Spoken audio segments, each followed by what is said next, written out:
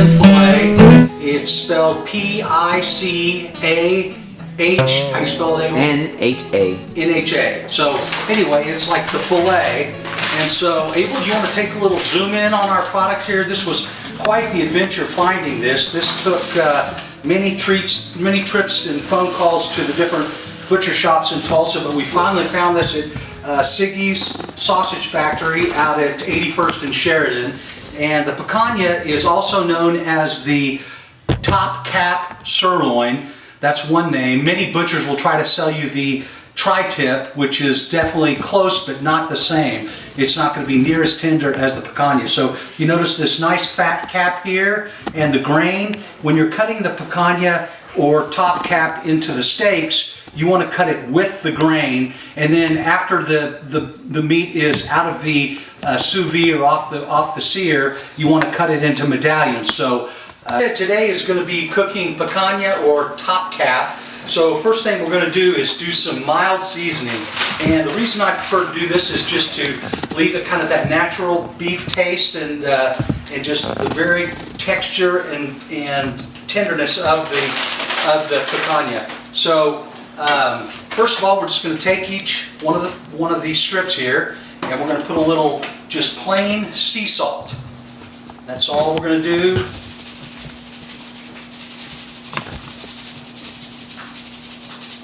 And we're going to use a little cracked pepper also.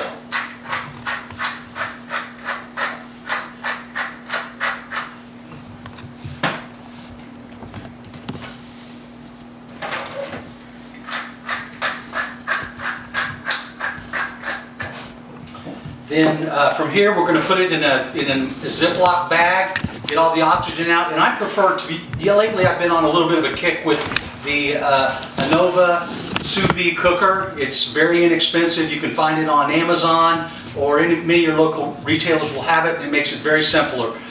We're also going to put this on at about 132 degrees for 2 hours, and then we'll show you how we're going to sear it after that portion. Alright, so here we go. Into the bath goes our picanha, and getting all the air out of the bag so it is submersed.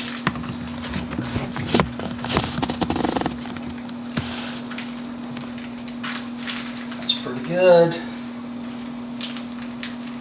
All that good natural juice, and 2 hours. Our temperature did drop down to 128, but it will slowly bring itself back up to 132 degrees for 2 hours.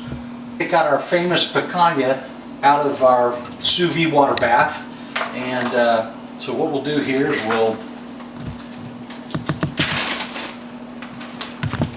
oh, it smells good.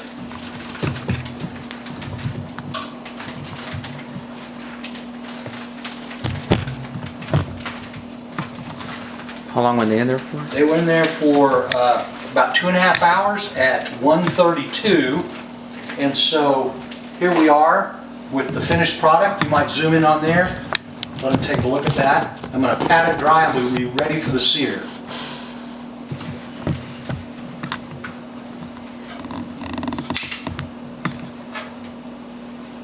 All right, man, that smells good.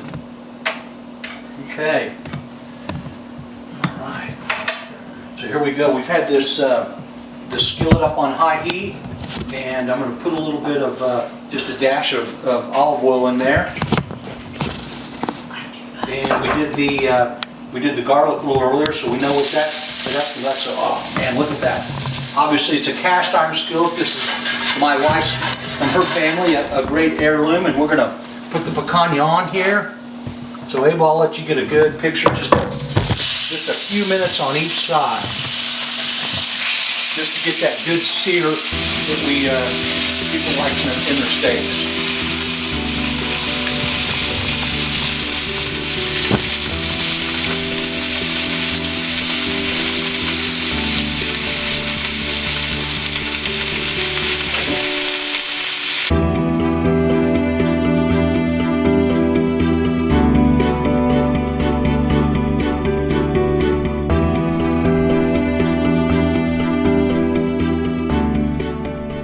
Here we are back. We've got our picanha on my right, and we've got the tri-tip on the left. And I want to show you how to cut this because that's also very important. What you're going to do is you want to cut against the grain when you slice the picanha. So what we'll do is we cut it just like so. Into little medallions. And we're going to have one of our guests here tonight, Katie, taste this. So Katie, will you come here on camera for a moment?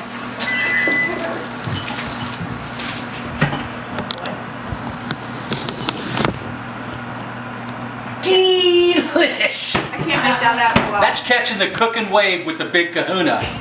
All right, so now we're going to try a little bit of tri-tip. Katie, now go over because you gotta taste the difference. Okay. And so we're gonna again slice against the grain. Katie, come taste it there. So different texture, different taste. People want, Katie, can you, your face covers the pan. The picanha is more tender. They're both great, but if you want something tender, choose the picanha. Oh, wow. It just melts. Yum. My first picanha. I'm telling you, I'm sold. This stuff is so good. Wow. Let me try the tri-tip also.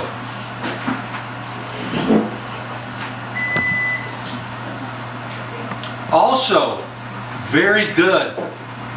It's just a little bit tougher. It's not bad. It's just different.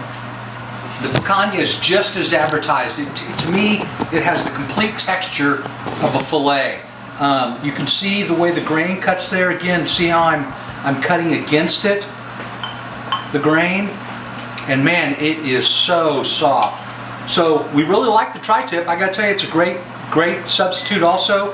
The picanha is definitely harder to find, but check with your local butcher here in Oklahoma. Siggy's Sausage Factory had it. This week it was $9.99 a pound.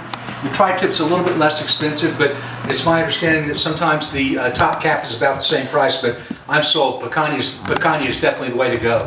Thanks for watching this week, and catching the big wave with the big kahuna, and back to another bite of tasty picanha.